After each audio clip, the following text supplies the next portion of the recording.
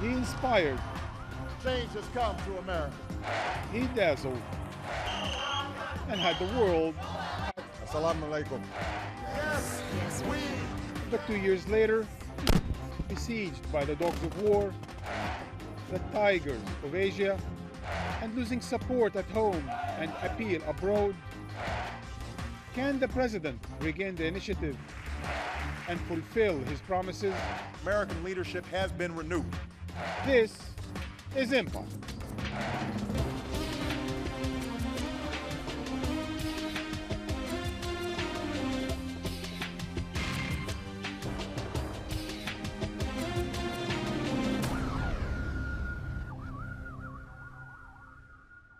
Hello and welcome to Empire, coming to you from George Washington University. I am Marwan Bishara. Today's topic is U.S. foreign policy 2 years into or to the end of the Obama administration. The president's detractors reckon that despite his promise of new dawn in U.S. world relations, change has come to America. He has led to little change, a couple of successes, and many failures. The president's fans, on the other hand, reckon that the entire world economy was contracting. Despite the crushing economic crisis and pressuring domestic agenda he inherited from his predecessor, George Bush, Obama has left his imprints on national security and foreign policy.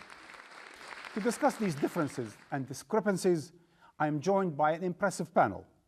From my far right, Roger Hodge. You are a journalist and editor of Harper's Magazine from 2006 to 2010, and most recently the author of Mendacity of Hope, Barack Obama and the Betrayal of American Liberalism.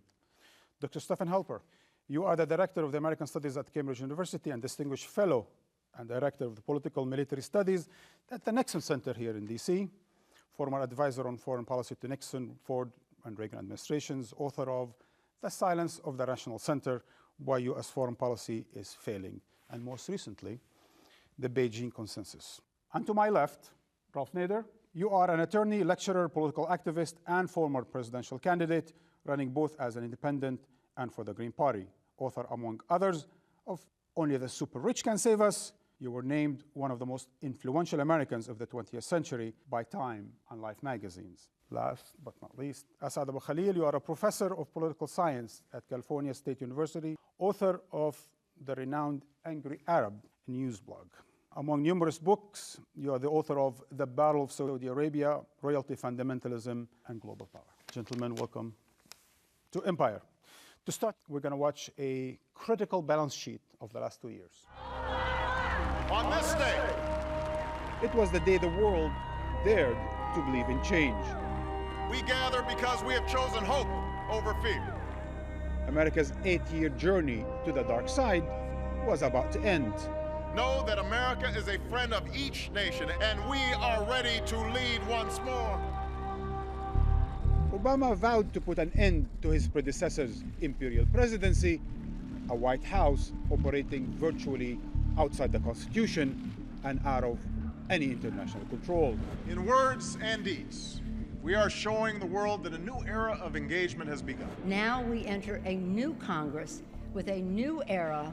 And we're going to keep fighting to restore the American dream. But in policy after policy, Obama's promises have proved either empty or impossible to deliver. First, Guantanamo. I have ordered the closing of the detention center at Guantanamo Bay. But 2 years on, Guantanamo remains open and still holds 174 prisoners. Then, torture. I can stand here tonight and say without exception or equivocation that the United States of America does not torture. Using those techniques save lives. But President Obama has ruled out any prosecution for any torture ordered by his predecessor. And most radically, Obama has taken unprecedented powers to order political assassinations. Meanwhile, the internationally anointed man of peace is committed to using military forces as the key plank of his foreign policy. I am the commander-in-chief of the military of a nation in the midst of 2 wars. And while U.S. combat troops may be leaving Iraq, We have a level of commitment that we have not had before. Obama has sent thousands more to Afghanistan. And he has increased American drone attacks on Pakistan, killing an estimated 700 civilians last year alone. And then there is Iran. We will extend a hand if you are willing to unclench your fist. Obama may have held out the promise of a new relationship with Iran, but 2 years on, Iran continues to defy U.S. demands to halt its nuclear program. Assalamu alaikum. I've come here to Cairo to seek a new beginning between the United States and Muslims around the world. Nowhere is the gap between words and deeds so stark as Palestine. At the beginning of my administration, I stated that it was our policy to actively and aggressively seek a lasting peace between Israel and the Palestinians. Obama attempted to relaunch the deadlocked peace process, but his great plan for peace turned out to be no more than a naked bribe, promising Israel billions in military hardware if it agreed to a short-term freeze on building illegal settlements, settlements which Obama had already demanded be stopped altogether. But Israel felt powerful enough to snub even this sweetheart deal. I regret that we have not gotten farther faster in our recent efforts. And last month, the peace process ground to a halt once again. There we go. Obama has had domestic successes from the bailout to healthcare, but his only international achievement is the deal with Russia to reduce nuclear arsenals. Now, with the American economy essentially mortgaged to the emerging global power of China, We've completed dozens of deals that will increase China's investment in the United States by several $billions. and facing a 2-year war of attrition with a revitalized Republican right, How's that hopey, changey stuff working out for you? the most powerful man on the planet is reduced to pleading for a fresh start. Only a more civil and honest public discourse can help us face up to the challenges of our nation. Can Obama turn around his presidency and with it the United States, or is time running out for the man on whom the world pinned so much hope? Ralph, what's your assessment of the last 2 years under President Obama?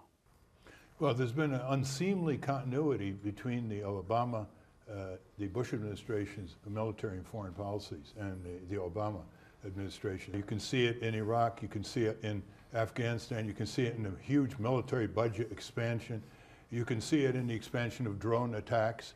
And actually, Obama has gone beyond George W. Bush. He said that he feels able to kill any American anywhere in the world who he suspects of terrorism, therefore ascribing to the executive branch the role of prosecutor, judge, jury, and executioner, which is remarkably illegal under international law, the UN Charter, the US Constitution, and federal statutes. James Carafano, the Heritage Foundation fellow, he says that it's not even Bush light, that it's just Bush.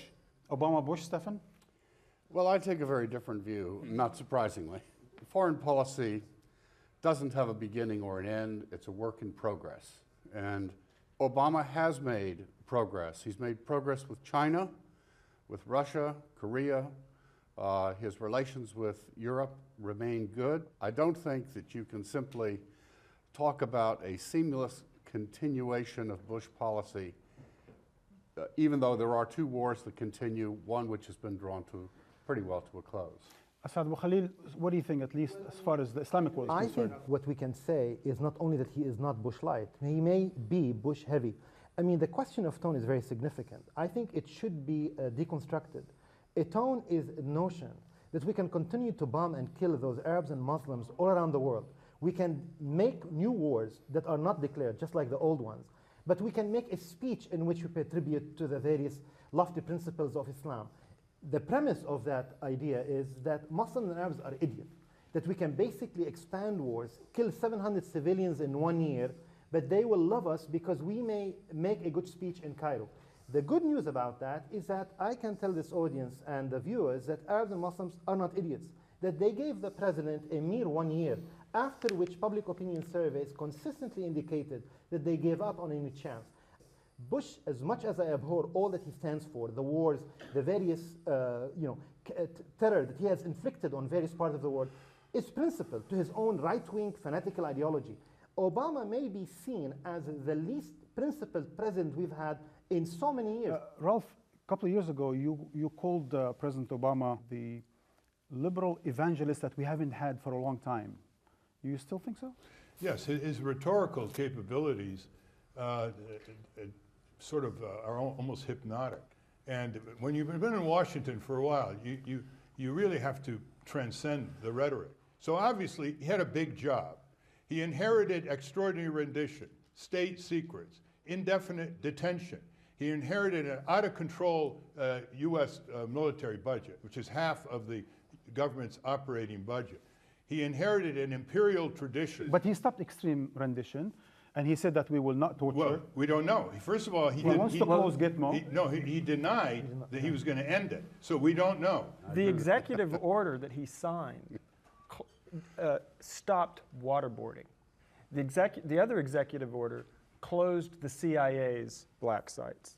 What do you mean black sites? Just so the that black we all sites know. are these legal black holes that don't really exist. The torture sites, the detention centers where people who where taxi drivers are swept up in these sweeps and tortured and then dumped on street corners 6 months later. Not to mention his relationship with the various torturing regimes in the Middle East and beyond have not in any way deteriorated under his presidency. And rendition He continues. built on them. But he did stop so-called extreme rendition, meaning sending people to countries that torture. Well, we at still least as send far as their people. public policy is concerned. I remain skeptical. But what about personally. Ghulat Mohammed, this child who was just detained in Kuwait? And the government hasn't uttered a word. Not a word. They put him on a no-fly list, wouldn't let him out of Kuwait. Every major superpower, major power has these kinds of problems. These are not But problems. this president, this is not the stuff of American foreign policy. The U.S. is a major power, a superpower. It has responsibilities for a range of things across the world, including stability in different areas.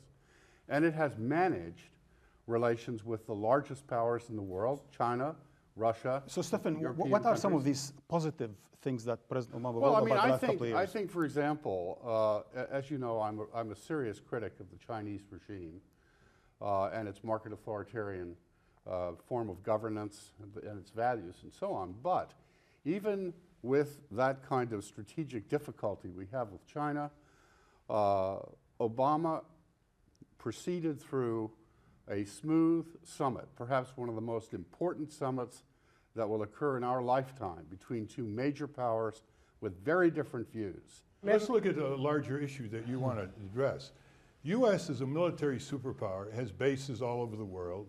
It is arrogated to itself the authority, which is not constitutional, to engage in all kinds of devastating intrusions on national sovereignty all over the world. And is it a humanitarian superpower? I mean, just think of what we can give in terms of public health, in terms of infectious diseases. Today, $700 million of taxpayer money is being spent on the Iraq and Afghanistan conflicts. We've blown apart those societies. It's not just the casualty toll, it's the blowing apart and pitting one tribe against the other and one sectarian against the other. We have destroyed Iraq. And yet we say, look, we're getting out. It's a victory. We have spectacular ideas and actions in this country. And what are we doing? We're exporting arms to dictators, inflaming the Arab world, and covering up for nuclear powers who don't even sign up for the Non-Proliferation Act. Those are some of the big questions we have to address. I want to take up the challenge of the point Ralph, you made about... I thought that it was Obama who had the rhetoric. My goodness, you're terrific. And by the way, on China, just a sec, we agree with China on economic policy. Our multinationals are deindustrializing the U.S., which is what the Chinese want, and what the U.S. government is allowing to happen. Our multinationals have not served us well in many respects, and that's a very good point. I think it's quite easy to subject the Obama administration's record to the scrutiny of human rights standards. And on that subject, it fails miserably in every region of the world. You mentioned China. I think there is no evidence whatsoever that this president has been pressing China and human rights. He said, among other issues, we care about human rights. Let's move to another topic. I mean, that's how it's brought up. I think you can take Saudi Arabia as a very good example. Here is, by any measure, by women's rights, by intolerance to every other sect, this is the most oppressive government on earth, bar none. There is no place that there is more persecution of individuals of other sects and women and more misogyny in Saudi Arabia. What has Obama done? He signed a $30 billion worth of arms to that government. What has he done to the continued shooting of Palestinians as pigeon by the Israelis? He has embraced Israeli war criminal acts consistently since he became president. What do you folks think about the question of Obama's handling of the Middle East peace process? I think it's been a very, very difficult go. I think it's been hard to deal with the Israelis. He's done better than Bush did with Sharon. Netanyahu has simply walked away from any number of inducements, much, by the way, to the detriment, in my view, of Israeli security and the Israeli future. So do you give Obama A for effort, or what? I give him an A for effort, absolutely, but I don't give him very much for achievement. Stephen, the only way you can give Obama a passing grade is if he's changed the opinion in Congress, because he can't do anything on the Israeli-Palestinian issue unless he changes Congress. 90% of Congress is in the pocket of AIPAC. The important thing on the Israeli-Palestinian issue is that there is no bargaining power on the Israeli-Palestinian issue unless two things happen. He begins changing the opinion in Congress, and two, bring over the Palestinian and Israeli peace advocates. All of this assumes that he wants to do anything even remotely like that. Obama is a very weak president. He is above all concerned with his domestic power. So there are lots of hope, but very little audacity? With his coalitions. He is going to balance. He's going to balance the various interest groups and try to triangulate between them so that nothing happens. Let me also just He's add, not interested. I just want to register my disagreement with the virtue of the peace process. I am somebody who does not believe that it's going to lead to any good. But even judging by the slogans that Obama created for his administration in the Middle East, he fell short of those because he totally knuckled under the demands of the Israeli government to do whatever they wish. But he's giving himself until September to come up with a Palestinian state. You think that's I'm not feasible? holding my breath. Later on, we're going to start discussing some of these conflict areas. But Roger, how do you think Obama has done on the question of soft power?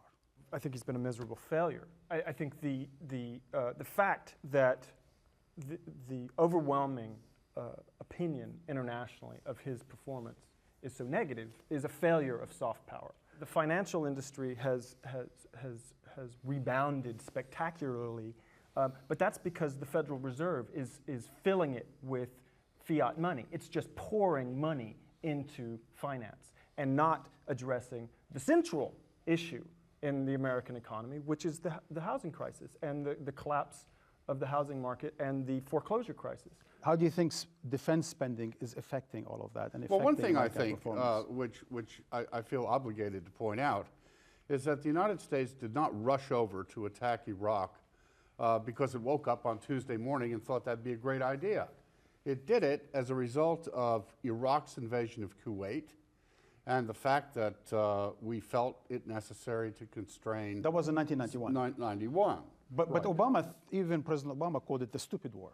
And he thought Afghanistan was the right war. Right. And I attacked the administration in the strongest possible terms for the war they began in 2003, which I thought could have been avoided. But leaving that aside, Iraq has now emerged.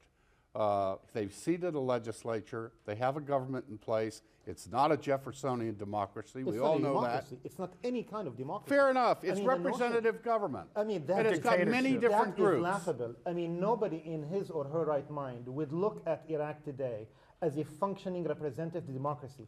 The United States, if anything, is going to be looked at in historical terms, far from establishing a new democracy in the Middle East, as establishing another Ayatollah republic next door to the one in Iran. But let me That's just the doing of let the me United also States say government. that I wanted to go on to Afghanistan. He's pulling out of Iraq.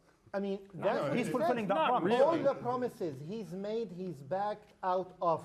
Plus, There are new wars. I mean, we're going to mention. So what are you saying? You specific think examples. President Obama is not going to put on? 50,000 soldiers will remain Exactly. in Iraq. It's a joke to think listen that to it's this. over. Listen to this figure.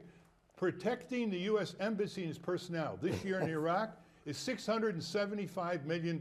Why drag around the issue of Iraq when we all know it was a mistake and it's not something we'd But like it's not to an only mistake. repeat? Apparently. if I might- Take the issue of Afghanistan, Neither. where we were attacked and are now trying to find an end game. It's Actually, being compounded by the gentlemen, we're going to Obama. get to the question of Afghanistan when we come back after the break. But before we do that, we're going to take some questions. My question's about if there's any prospect for any kind of change in the platform of change. In other words, as a second-term president, maybe President Obama, if he was able to even get that second term, would have a different sort of foreign policy agenda. There's something about the first term that determines the second term. It's very hard that a lame duck president suddenly becomes, a blossoming. Actually, that's not correct. What you find is that when a president completes his first term, he is able, if in a second term, to move forward with ideas that are not contingent upon the very difficult process of being reelected. He's able to proceed according to his principles. This is a principled If he has any. president. This is a man who has tried to pursue a set of objectives which most people would agree are located in a kind of Christian principled tradition. Anyone has any more question on the question of the peace process? You mentioned that Obama would gain more credibility in the peace process if he were to focus here by using Congress to call out Israel on any human rights issues there. It wasn't the Palestinians that found Obama's credibility in question. It was more the Israelis. So how would calling out the Israelis gain the Israeli support for that? Even if Obama wanted to do what the peace process encourages him to do, he's completely tied up by the Congress. When the Prime Minister of Israel visits the President of the United States, he has Congress in his pocket as he walks into the White House. I think you make an excellent point. Yeah. I think you're right on the mark here. He's caught. He's caught by the Israelis. He's caught by AIPAC. You're absolutely right. The problem's on the Hill. I don't know how you solve it. Well, he has over half of Israel's public opinion behind him. Why doesn't he use it here? I think that Ralph is highly exaggerating the significance of the so-called peace lobby inside Israel. I think, if anything, there are various opinion polls in Israel, and they overwhelmingly show an increasing trend for more intolerance, racism inside Israeli society. So I'm not enthusiastic about that. 2 years ago, a Haaretz poll showed over 60% of the Israelis wanted to negotiate with Hamas and Gaza. Over 60%. And on what terms? To create a mini-state under the thumb of the Israeli occupation. Perhaps That's it's a what good they time want. to leave the peace process and move on to the war process, i.e. Obama's wars in the Middle East. But right after we come back from a news break.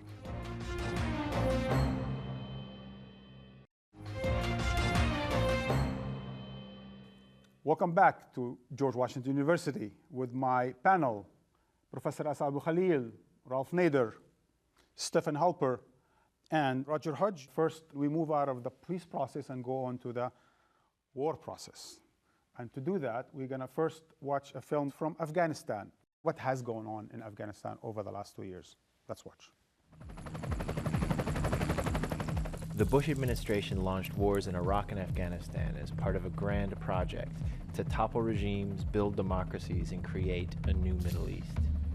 Over years of war, the U.S. refined a military strategy for this nation building called population-centric counterinsurgency. NATO's official counterinsurgency strategy in Afghanistan is focused not on killing insurgents, but on engaging local populations and building infrastructure and state institutions.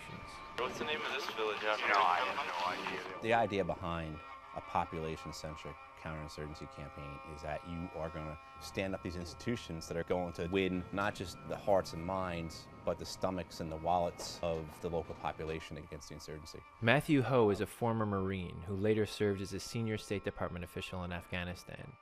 He resigned in 2009 because of disagreements over both the strategy and the goals of the occupation. So it is nation building. In the amount of money we're spending there, clearly it's nation building. Additional military and civilian personnel that I ordered in Afghanistan are now in place. Along with our Afghan partners, we've gone on the offensive. targeting the Taliban and its leaders and pushing them out of their strongholds. 2010 was the moment of truth for America's counterinsurgency strategy.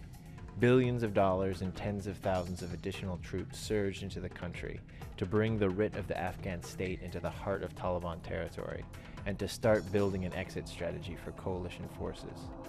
But after almost a decade of war, the Taliban continue to gain ground against NATO, and the Afghan state continues to disintegrate. Despite the claims of our administration that the Taliban is now backpedaling, it's hard to see that in fact or reality. November was the most IEDs ever placed, 1,500 IEDs in November. I don't really see that as backpedaling. We failed to break the momentum of the Taliban, and also too, we failed to have the Afghan government stand up and deliver services. The people are still rejecting the Afghan government. The surge of 2010 may have been the last chance for America's nation-building ambitions. With the offensives in Marja and Kandahar stalled, U.S. strategy on the ground started to shift. Last year at this time was supposed to be a population-centric campaign. That quickly morphed. It became much more dependent upon special operations raids, much more dependent upon targeted assassinations. So I think you've seen that shift, which is, born of desperation. Publicly, the military claims that its counterinsurgency strategy remains unchanged, and embedded journalists are still presented with small-scale development projects as if they were America's core military mission. But outside of camera range, the U.S. is ratcheting up a covert campaign of night raids and airstrikes. It's been a very effective campaign. A tremendous number of Taliban commanders and Haqqani network leaders have been killed by the United States. At the same time, a dramatic number of civilians have also been killed. Jeremy Scahill is the Nation magazine's national security correspondent. Special Operations Forces raids in Afghanistan have risen from 30 a month in 2009 to around 1,000 a month by the end of 2010.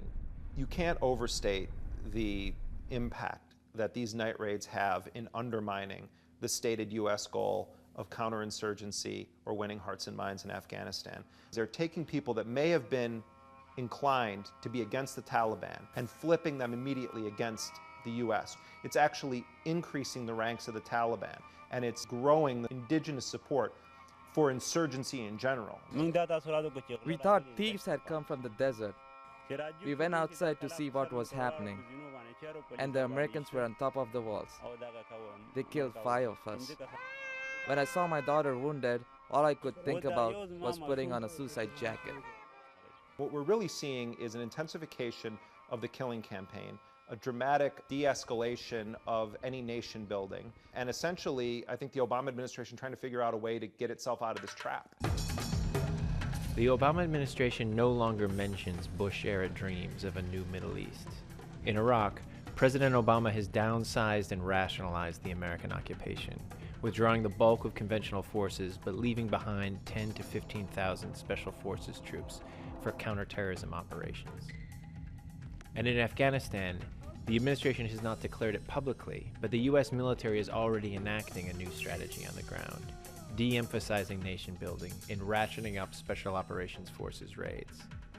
America may scale back its nation-building ambitions and reduce its military footprint in the region, but there is no sign of military disengagement anytime soon. The end game of a targeted killing campaign is just that you're going to keep having to kill because you're not building any stability. And with every insurgent leader that you kill, the collateral damage, so to speak, from those attacks, the innocent people that are killed, creates a whole new generation of people that are going to fight you. There is no end game. Stefan, Iraq was supposed to be the wrong war. This was supposed to be the right war. So what has been going wrong? Obviously, we've been there for 8 or 9 years now, and I think that it was a war that was largely forgotten for some years while resources were put into the Iraqi theater. What we have in Afghanistan is a very difficult central government, Mr. Karzai, rife with corruption, incompetent to some considerable degree, and we realize we can't continue to work with this government. What we are moving towards is a decentralization of power to various provincial centers, embracing the tribes, so they have their own areas of provincial administration, and a southern area a southern area in which the Taliban and others will have support. We are talking with the Taliban. We are making progress. This is not a dead situation. This is where we are at now. We are talking to the Taliban, the same fanatical groups against which we mobilize the country under false feminist slogans.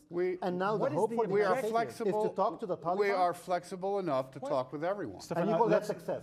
Yes, I do. I think it's a step in the right direction. Roger, go ahead. But what is the objective? What is the objective? The objective is to leave relative equilibrium in the Afghan space. Meaning what? Less violence, more stability? Yeah, less violence and a relative balance between the various ethnic and tribal groups that occupy that space. It's the best you can hope for. It is no longer Roger, go ahead. It's no longer a question of nations. Stefan, please. This war is too big to fail. It's just like the banks. Obama has committed to the war. He's got to preserve himself. He has to preserve his credibility. So they are going through their various options to try to find some way to get out and still get reelected and still keep a Democrat in office. Asad, it seems to me, I don't know if you've read Bob Woodward's book. Yeah, I have. There's a sense that page after page, while the generals were urging to surge, but Obama was resistant. And yet he's knuckled to the question. But he was resistant to the idea of... I mean, I would say this. If you want to take off American successes under Obama in Afghanistan, which is his favorite war, we can say he has achieved certain successes. One, he showed tremendous political cowardice in basically allowing the military to decide on the agenda in Afghanistan and not pressing for the kind of slogans that he was chanting back when he was running the campaign. Second, he has allowed more extensive control by one of the most corrupt governments on earth, and that's of Hamid Karzai, and basically allowed that government to arrange for a fraudulent election. By all accounts, United Nations included and many others who support the Obama administration attested to that.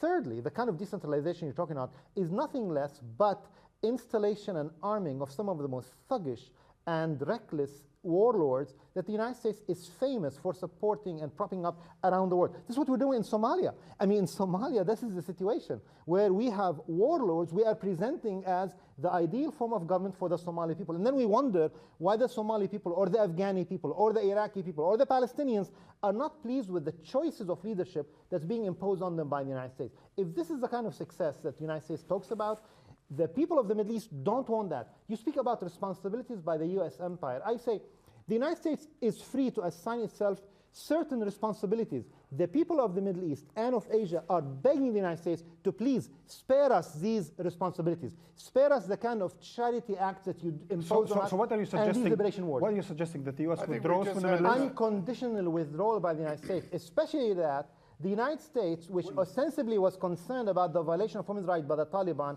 is allowing not only the return of the Taliban, but allowing for the same misogynist violation of human rights, which are important, by the government that we have installed in Afghanistan. What are Obama's options in Afghanistan? They're very limited. I mean, first of all, the Obama administration spokespeople, and military and civilian, have said they cannot defeat the Taliban. They're going to try to bloody them and bring them to the negotiating table. To do what? Basically, to restore Afghanistan into its tribal hegemonies. That's the only exit strategy. Pashtuns here, Tajiks there, etc. That's the only exit strategy they've got. Do you disagree with that? And the other important thing is that the Taliban are about 30,000 fighters in sandals with rifles and rocket-propelled grenades holding down the most powerful army in history. Why? Especially when they're disliked largely by the community, the Taliban is. Why? Because they're fighting against the invader. That's why. And here we are, this enormous supremacy of air, naval, ground forces, night vision, you name it. And we cannot defeat them. And we admit we cannot defeat them.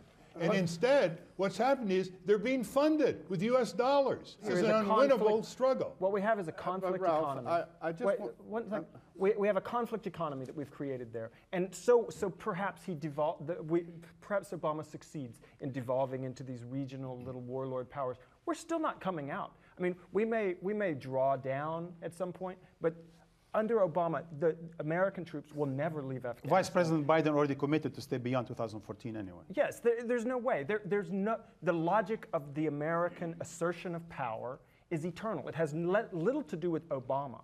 Obama is just carried along by the structure of power in Washington that is invested, the structure of military contractors, of foreign policy intellectuals, of bureaucrats, the military. All of these people, they are eternal. They don't go away. You mean there's an industry now? There's an industry. Right. It is business. And it will continue. And the thing is, like, Joseph Biden, I think, was more honest than his boss by saying these deadlines that we create for Afghanistan and Iraq are rather flexible. And we can predict the future, how it will be. The United States has done that before. We create these deadlines, then we say the puppets that we have installed in power, who now we see as the legitimate representative of the people, have asked us, because we have been so kind to them, to extend our stay beyond the past deadlines. If I might, gentlemen, I'd just like to take this subject away from Afghanistan to the more global picture. Two things came to mind. One, the New York Times did quite an extensive report showing why the Obama administration, although doesn't call it the war on terror, has in fact expanded American operation in the Middle East to various countries, from Saudi Arabia to Somalia and from the Maghreb Yemen, all the way to northern Iraq. What does it say to all of you in terms of Obama's doctrine? Does it all come into a cohesive strategy? Is there an Obama doctrine? Roger, let's start with you. If there's an Obama doctrine, it is simply a smoother, a kindler, gentler, permanent war. I do think that with Obama, the expansion of this doctrine of permanent war has come into its own. But how is it gentler? It's gentler only in rhetoric. Because Obama believes, and his handlers believe, that he can come and he can give a speech and he can seduce people into thinking that something is going to happen, and then he steps back and the drones come in and they blow everyone to smithereens, and no one will pay attention because the American media is in love with Barack Obama, and they will do everything they can to let people know, oh, well, you know, unemployment is down. Oh, he's up. He's the comeback kid. He's making these beautiful deals with the Republicans. And really, it's the people in the United States, they are unemployed. They are seeing businesses fail. And I know this is about foreign policy, but the Obama doctrine is all about domestic policy. But to be fair to the people of the United States, today more than ever, they are opposed to the war in Afghanistan, unlike any time before. And now I think a majority would like to see absolutely 65%. Do you make out any doctrine of sort, any cohesive strategy of sorts? I think Obama? Americans are very tired of these kinds of overseas, what I would call adventures, military adventures. I think that people want to conclude this. They want to move on to a new period. They hope the United States does not find itself embroiled in this kind of thing, among other, for various reasons, but among them, they're very expensive. And do you think the generals agree to that? Well, I don't think the generals are really to be consulted about this. This is a civilian question. You don't think generals are consulted on questions of wars and peace? Well, no, I think they're consulted on tactics and operation and military strategy, but not on whether or not the nation moves into a military engagement. But I do think this. I think that, you know, the assumption of the conversation is somehow that the United States is responsible for all of the ills and difficulties of the region. And the people who listen, the Al Jazeera audience, knows better. They know that effectively what they saw in Tunisia was an example of a people beginning to react to a failed government. And this region is full of failed governments. I have to respond to that. Including by saying the people of the region... I'm sorry, I'd like to complete my comment if you don't mind. Yeah. Stefan, the program does not start on any such base that the America is the reason for the ills of the region. Well, yes, but you see, when you talk about American attacks and oppression and various violence... It is involved in many wars. Yes, it is involved. That's why we're having this discussion. But that is not the fundamental, that's not the fundamental problems which the region faces. Let me respond to that. It faces problems of responsive government, avoiding corruption, ensuring employment. But the U.S. is for people who don't have... The U.S. is to blame, and I'll tell you why. The U.S., the people of the region, Could you, blame also, the United could, States. could you also give us your idea if there is a cohesive Obama I do doctrine think, or not? I basically think that Obama doctrine is a replication of the Bush doctrine with one minor change, the assumption that is fallacious. If you change the messenger, if you write better speeches, that it will make it more successful. By the way, And Bush's speeches were very good. I mean, just to be fair personally, to the I did not president. enjoy Bush's speeches. I'm enjoying Obama's speeches even less. But you dare to bring up the example of Tunisia, where the United States has been the major sponsor of this tyrant who has been overthrown by his people. You dare to mention Tunisia when the spokesperson of Hillary Clinton, the State Department, criticized the second day after these demonstrations started the people of Tunisia. He said because they have violent tendencies. You mentioned Tunisia when the Obama administration, I almost said Bush, it's not even Freudian. The Obama administration stayed silent about what's happening in Tunisia. They waited until Ben Ali flew out of the country until Obama came and said, we respect the wishes of the people of Tunisia. Let me hear him dare say those words about the people of Saudi Arabia, of Kuwait, UAE, of the Palestinians, of Algeria, of Morocco. I mean, the list is too long. Ralph, your take on Obama's doctrine? Well, it's really an extension of what has been called the imperial presidency. I mean, even Bush didn't say that he will go after any American citizen in any country who they think is a threat to them. I mean, that is an extraordinary expansion. That's really the new Obama doctrine. It's shocking even neoconservatives. Do you think that AFPAC, the Afghanistan-Pakistan war or strategy, will be the test of the Obama presidency? Roger? I don't think it will pass the test. I think it will continue to take the test.